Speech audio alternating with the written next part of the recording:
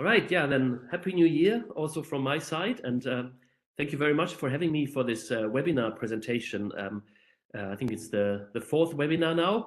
And I'm very excited to present some of the work that relates to this topic, and that's the synergies between the in situ and remote sensing science and the observations that we have from Solar Orbiter. I think that's one of the really unique things of this mission, that we have this great package of combined instruments that not just observe the sun remotely or the source regions of the plasma that comes from the sun remotely, but also measure the situation at the spacecraft. So the particles, the fields at the location where the spacecraft is. And this really opens up a new window to interesting new science about the sun and the sun's environment, the heliosphere. And I want to motivate that a bit and give you a few details towards the end.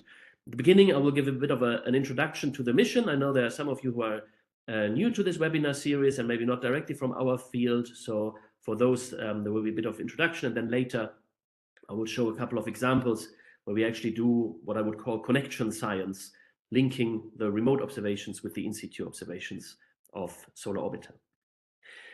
So maybe just to start with the general idea of the mission. In principle, the mission has one big science objective, and that is really to understand how the sun creates and controls the heliosphere. So the heliosphere is this bubble of plasma that is controlled by the sun and by the sun's output of material and energy, mostly in the form of the solar wind, but also in terms of other particle species.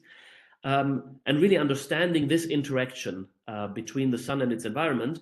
And also, because the sun is not a quiet star, it's an active star, understanding solar activity and how solar activity changes with time. In this little video that started there on the bottom left, you now see a still. You have actually already a first image of something that was observed by the EUI telescope on Solar Orbiter. And so we are seeing, like, not really the surface of the sun, but a little bit higher up in the atmosphere. You already see some of the points where solar activity happens, these active regions, these brighter spots above the surface as one indication for solar activity. And out of this big science objectives, there are basically four top-level science questions that follow. First one is one that is really closely related to my own science interests. That's understanding what creates the solar wind, where does it come from, and the magnetic field that plays a really important role in the acceleration of the solar wind, the generation of it. Where does this field actually originate from? Second one, solar transients. So these are events that are not just the steady outflow, but could be mass ejections or solar flares, for example, how they drive variability in the heliosphere. The third question is about the production of energetic particles. So this is really particles that travel with almost the speed of light, and they can have actually quite a severe impact on Earth and on our technology. And so understanding how these eruptions actually produce these particles is one of the science questions. And the fourth one is, I already mentioned that, how important the magnetic field is. How does the dynamo inside the sun actually work to create the magnetic field that then connects the sun with the heliosphere? And so you see, with this big objective and the four science questions, these are all points that actually link what happens at the sun, inside the sun, with what happens outside. There's a clear driver here in these objectives to have combined observations remotely and in situ of the processes that we want to understand. And so in order to answer these questions, ESA and NASA actually together have launched the Solar Orbiter mission in February 2020. And this is a short video here that gives you an impression of the spacecraft. So here you see the spacecraft actually get a feeling of the size in comparison to a human, right? The size of this box, how it's being put into the fairing of the rocket. So it's quite a big spacecraft actually for our field, I would say. Here's the Atlas rocket that is being prepared for the launch. So this was one of the major contributions from our American partners in this project, actually, to provide the launcher. That the rocket is moving over now to the launch pad. It's the same launch pad, I think, where some of the Helios missions have launched now over 50 years ago to also really important spacecraft for heliospheric physics. And there you see beautiful night launch at that time, and you see the rocket lifting off now. Yeah, it's been almost 5 years, so it's really exciting to look back now and to have the first data from this time. So you have a view back along the rocket down towards the Earth, something that you don't get for most of the launches, but it's actually quite nice to see that. Right, and we'll see the separation of the rocket in a moment. I remember that night I was in Darmstadt at ESOC for the launch event of that mission. Yeah, it was quite a tense atmosphere at that time, because until you actually acquire the signal, very unsure. The Americans are already celebrating. They were successful with the provision of the rocket, but still tension there at ESOC. But then here's the signal. And then also we could celebrate in Darmstadt that night. All right, so here you have a little animation that shows the spacecraft, little holes in the heat shield at the front. So this is where the telescopes peek through the heat shield to observe the sun. And this is now kind of like a way how this could look. I think the sun is probably still a bit big in this in this view graph, but it gives you an idea about what the spacecraft looks like in the configuration when it operates. Just to give you an idea, tip to tip along the solar arrays, it's about 18 meters in length. And this boom that sticks out here at the back, this is about 4.5 meters long. So that gives you an idea about the size of this object that has now been flying and operating for 5 years almost in space. So the instruments, they are actually really tailored towards these science objectives and science questions that I outlined at the beginning. And you see that there are 10 different instruments on board. And I should say that some of these instruments actually consist of multiple sensors. So there could be a different way to split this, but this is how it's done. So we have 10 different instruments, and they fall into 2 different families. So you see they are the ones that have a little red circle around them, here with this red circle around their logos. And those are the in situ instruments. So those are the instruments that measure the particles and the electromagnetic fields at the position of the spacecraft. And there are 4 of them, and that means the remaining 6 fall into the second family, and that's the remote sensing family of instruments.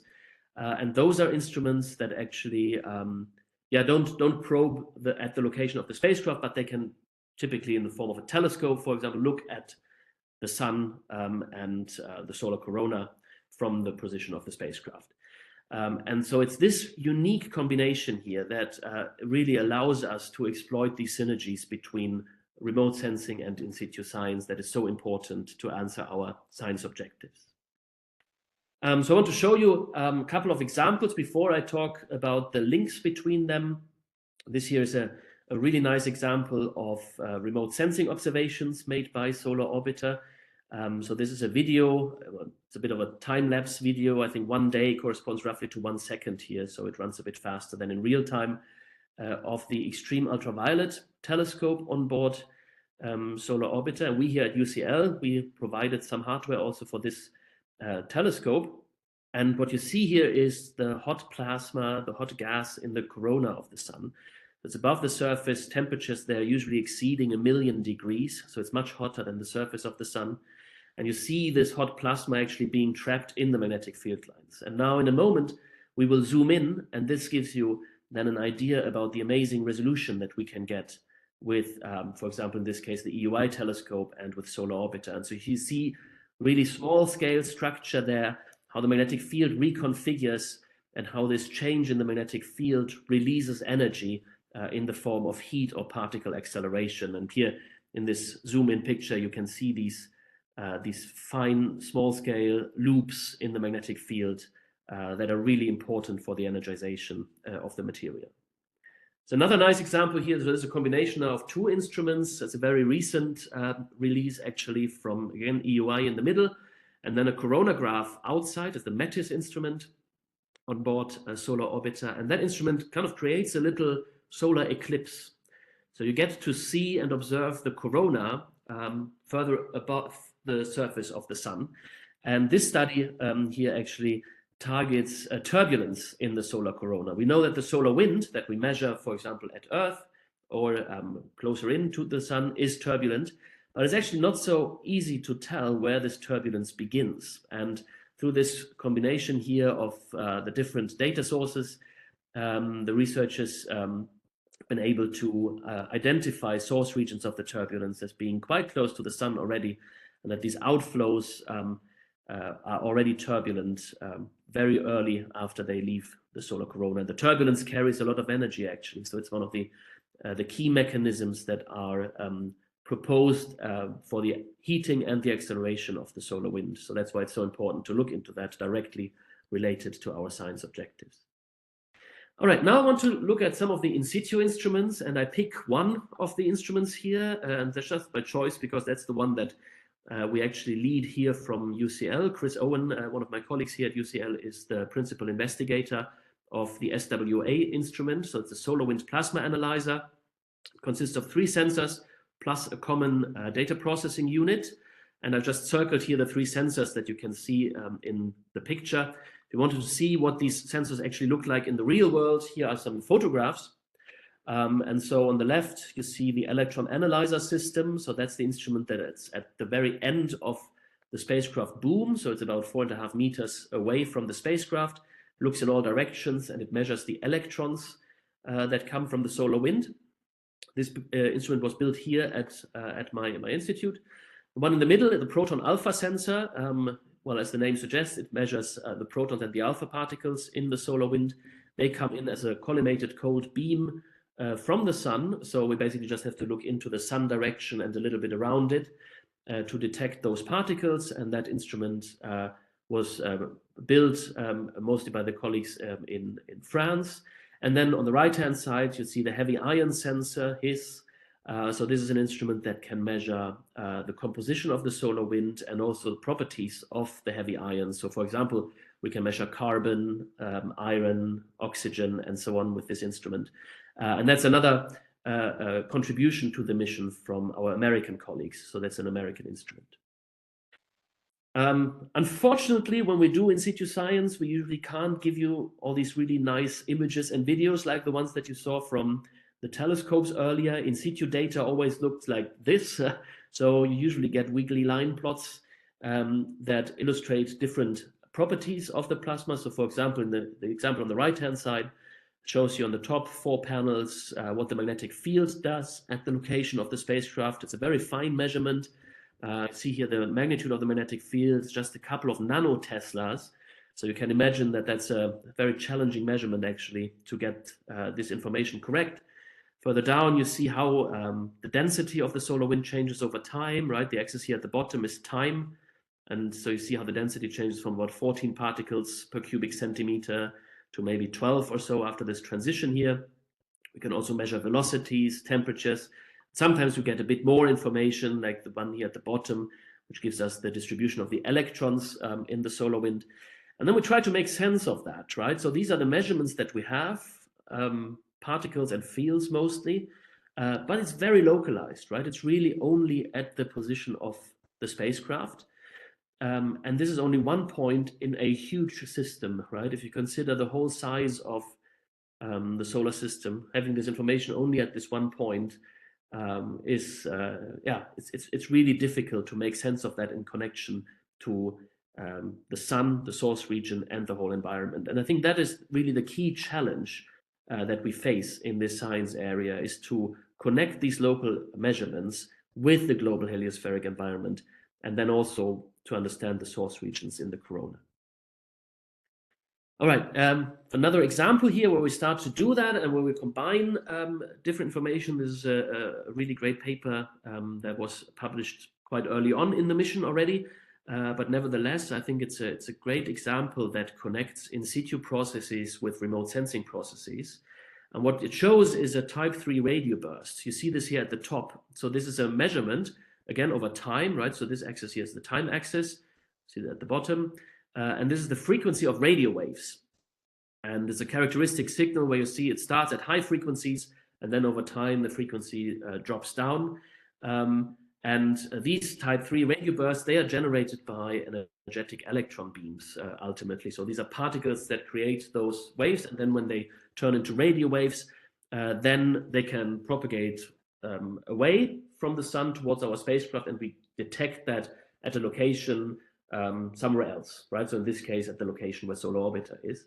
At the bottom, we measure the electrons. And so this is now an electron spectrum here for the energetic electrons. And the fastest electrons are at the bottom, and then you see the slower electrons come in later. And so this is really a great combination of a remote detection of these radio waves and then actually seeing the particles that create these waves later. We also see the Langmuir waves here in situ that are important for that. And this is really work that we can use to connect what happens in situ with more remote questions. And for example, one interesting thing that could be done with this work, and that they have done in this work, is actually determine how long these particles are traveling from the sun to the location where they are detected. What is the path length along the magnetic field of these energetic particles? Here's another example. So this is from the SPICE instrument. So SPICE is one other remote sensing instrument, and it allows us to measure the elemental composition of plasma in the corona. And so that tells us, for example, how much neon is there, or carbon, or nitrogen at the source regions of the solar wind. And as you can imagine, the composition doesn't change, right? So when the solar wind travels away from the sun, it doesn't suddenly change how much carbon it has compared to earlier, even though temperatures may change, densities can change, the velocities can change, but this is not the case for the elemental composition. And so if we measure the composition at the location of the corona, we can also measure the composition then with our HIS sensor at the position of the spacecraft. Then we can draw a connection between the source region and the location of the spacecraft. So it's a very useful tool. I want to show you now a couple of examples of in situ science where we have done this connection. This is work by Raffaella D'Amicis. In this study, we investigate different types of solar wind. So there's fast wind, there's slow solar wind, and there's wind that has a bit more alphenic fluctuations. There's a certain type of plasma fluctuations that we see. We really want to understand, where are these different types of solar wind coming from? What are the source regions of this material? And one big challenge that we have is, well, if we don't have, for whatever reason, the composition measurement, it's actually not so easy to say, where does the solar wind come from that we measure at the spacecraft? So what we do for that is we take observations that come from the surface of the sun, of the magnetic field in the photosphere, and that can be provided by the Phi instrument on Solar Orbiter, for example, and then apply modeling to that to understand the structure of the magnetic field in the corona, and then extrapolate that and trying to understand how expansion then works into the heliosphere to connect source regions with the spacecraft region. And in this example, you see some of the results from this modeling work in this figure here in the middle. We found that there are transitions between different source regions, coronal holes, streamer regions, or even pseudo-streamers as the source regions of these different types of solar wind, and making this association between the different types of solar wind. So there goes a lot of work actually into making that connection, but this is one way to face that challenge of connecting this one local measurement that we have in the heliosphere with the source regions at the sun. Here's another example. So this is work led by Jesse Coburn, one of our colleagues here at UCL. It's currently under review. And this is a work where we combine Solar Orbiter now also with measurements from other spacecraft. So in this case, we have some remote sensing observations from the SDO spacecraft. And then we go through the same chain. So we do magnetic field extrapolation, trying to understand the structure of the magnetic field above the source region of this material, and then measuring or inferring the properties of the plasma in this region, especially the electrons in that case, and linking that to the in situ measurements that you see here on the left-hand side. You see there are a lot of details in there. We're looking at flow speeds of different heavy ions, properties of the electrons, and ratios between the composition markers that we are interested in. And in this case, we're actually very much interested in a magnetic field reversal that crosses Solar Orbiter at that time, and really trying to understand where these structures come from in the solar corona. What are the processes, the physics that eject these structures into the solar wind? And I know that for the next webinar, actually, Steph Yardley is going to present here, and I'm sure she will talk a lot more about connecting source regions of solar wind to measurements in situ. So you will hear a lot more about the details of these approaches. and also I think more about the challenges that come with these approaches, because it's really not an easy task, but I think it's a very important and valuable thing to do. Also, in terms of combination with other assets, I wanted to mention that, of course, our science teams work very closely also with other spacecraft like Parker Solar Probe. Some of you may have heard that on Christmas, Parker Solar Probe actually had the closest encounter with the sun, so less than 10 solar radii from the sun. So we have now in situ measurements from there. And this is an interesting study here, quite an earlier study than from the closest encounter, where we combine remote sensing observations from Solar Orbiter with in situ measurements from Parker Solar Probe to understand how the profile of the solar wind velocity, solar wind magnetic field, the Alfvén speed, and so on, how these properties change when you are that close to the sun. What you see here in this diagram is as a function of distance from the sun. Here on the left, these are measurements of the solar wind velocity from the METIS coronagraph. These are measurements of the Alfvén speed. And here on the right, you see the local measurements from Parker Solar Probe at that time. And you see how these profiles, so we can use that to connect them, trying to understand the profiles of key quantities close to the sun. Of course, also this is a very challenging activity because everything is moving, right? The spacecraft are moving, the sun is rotating. So there's a lot of timing considerations that have to go into that. At what time does the spacecraft actually cross a parcel of plasma that we then see from the remote sensing location? But I think this is also a very interesting aspect of connection science to work on. I want to, towards the end, give a little outlook into what's happening next. So this is a cool movie that shows the orbit of Solar Orbiter. That's the white line that you see floating around there between the planets. The Earth is the outer one, Venus is the middle one, and Mercury is the closest one. And you see the time ticking at the top right? So we are now in 2022, and the spacecraft is getting closer to the sun, perihelion of about 0.3 astronomical units. And what you see in a moment, after a couple of additional flybys, so we're now somewhere in the middle of last year, 2 years ago already, sorry, 25 now. What you see is that slowly the orbit of the spacecraft is actually getting an inclination with respect to the plane of the ecliptic. So it's a plane where the planets are orbiting the sun. And this is really exciting. So this is where we are now. So a Venus flyby actually quite soon. And this will give us a first view on the poles of the sun. So there hasn't been a spacecraft with a telescope on board that actually got out of the ecliptic to those high angles. And with this unprecedented view, we can really get a new insight into the polar regions, which are key to the dynamo process and to the generation of the magnetic field. But also, again, for the in situ science, that will be really exciting because we leave the streamer belt of the solar wind. So we actually get to see polar solar wind, especially during time of solar minimum in a couple of years. So here you see now a highly inclined orbit of the mission. So now at the halftime of the mission in 2025, I think it's a really good time to prepare for the exciting science to happen at this stage of high inclination. At the end, I just want to say, Daniel already mentioned that at the beginning, if you are interested in the kind of science that I talked about or that Solar Orbiter will do in general, then I would like to invite you all to join our Solar Orbiter science working groups. There's a link here on the website, on the slide to our website. And in there you can find information. It's very easy to sign up. I see Daniel already posted in the chat. Excellent. These are really open to everyone. So if you want to join that, it doesn't matter what your career status is. If you are a PhD student working on solar wind studies or a very senior researcher in a different field, but you are interested in this work, please come and join us. We have regular meetings every week, and it's all described on the website how you can sign up for them. It's a very easy way to do that, and it would be great to see you. With that, I want to close.